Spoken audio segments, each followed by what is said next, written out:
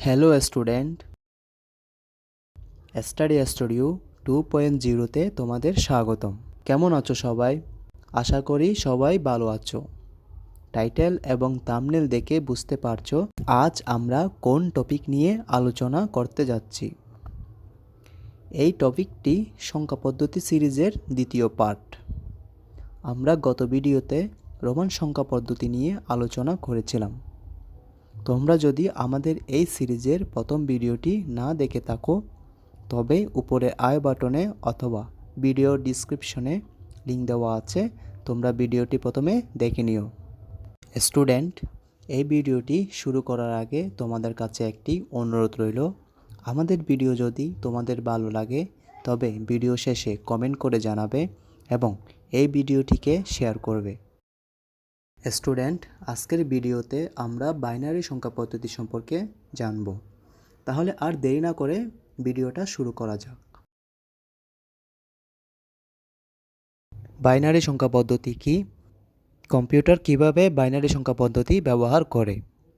Binary সংখ্যা পদ্ধতি হলো একটি সংখ্যা পদ্ধতি যেখানে সকল সংখ্যা কেবলমাত্র 0 এবং 1 দিয়ে প্রকাশ করা হয়।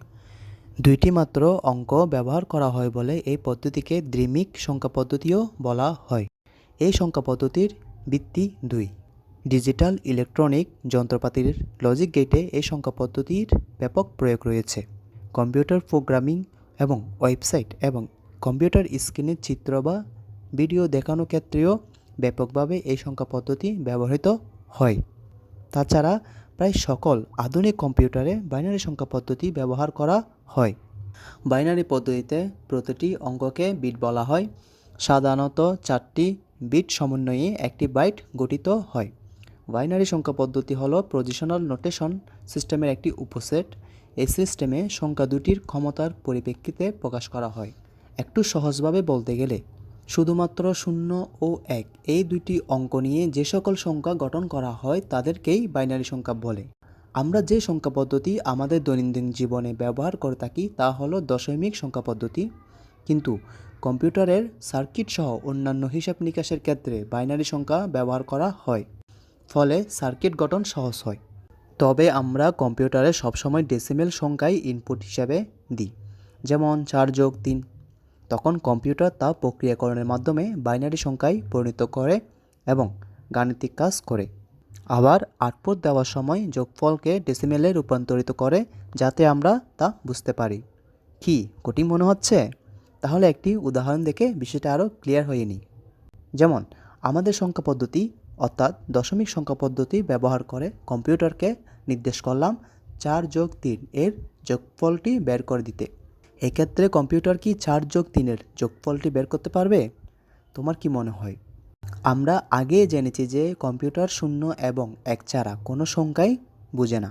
তবে সে 3 এবং 4-এর যোগফলটা কিভাবে বের করবে?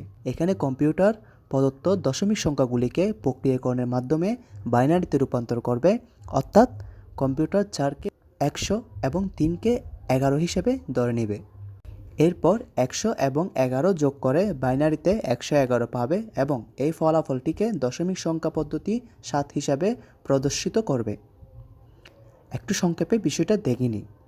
আমরা ইনপুট করেছি 4+3 এবং কম্পিউটার সেটাকে প্রসেসিং করে 4-এর স্থানে 100 এবং 3-এর স্থানে 11 নিয়ে যোগ করেছে। 100+11 সমান ফলাফল এসেছে 111। এটি একটি বাইনারি ফলাফল এবং কম্পিউটার এই ফলাফলটিকে দশমিকে রূপান্তর করে আমাদেরকে আউটপুট হিসাবে ফলাফল 7 দেখিয়েছে। অর্থাৎ ইনপুট সমান 4+3, কম্পিউটার গ্রহণ করেছে 100+11, যোগ করে ফলাফল এসেছে 111। কম্পিউটারের ভাষায় 111 সমান 7, সর্বশেষ আউটপুট সমান 7। তোমরা কি বিষয়টা বুঝতে পেরেছ? কম্পিউটার কিভাবে বাইনারি সংখ্যা পদ্ধতি প্রয়োগ করে বিভিন্ন সমস্যার সমাধান করতে পারে? এখন তোমাদের মনে কিছু প্রশ্নের সৃষ্টি হয়েছে। আমি কিভাবে দশমিক থেকে বাইনারিতে সংখ্যাগুলো রূপান্তর করলাম? 2, আর কিভাবে বা বাইনারি সংখ্যাগুলোকে যোগ করলাম? স্টুডেন্ট, এই দুইটি প্রশ্নের সমাধান নিয়ে আমরা পরবর্তী ভিডিওতে আলোচনা করব। এই ভিডিওটি ছিল বাইনারি সংখ্যা পদ্ধতি নিয়ে বেসিক ধারণা। পরবর্তী ভিডিওতে আমরা অন্যান্য সংখ্যা পদ্ধতি থেকে কিভাবে বাইনারি সংখ্যা পদ্ধতিতে রূপান্তর করে এবং বাইনারি সংখ্যাগুলোর মধ্যে কিভাবে যোগ, বিয়োগ, গুণ বা ভাগ করা হয় তা নিয়ে আলোচনা করব। স্টুডেন্ট, আমাদের ভিডিওটি যদি তোমাদের ভালো লাগে তবে স্টাডি স্টুডিও 2.0 চ্যানেলটিকে সাবস্ক্রাইব করবে এবং পাশের বেল আইকনটিকে প্রেস করে দিবে, যাতে করে নতুন ভিডিও আপলোড দিলে সবার আগে নোটিফিকেশন পেতে পারো।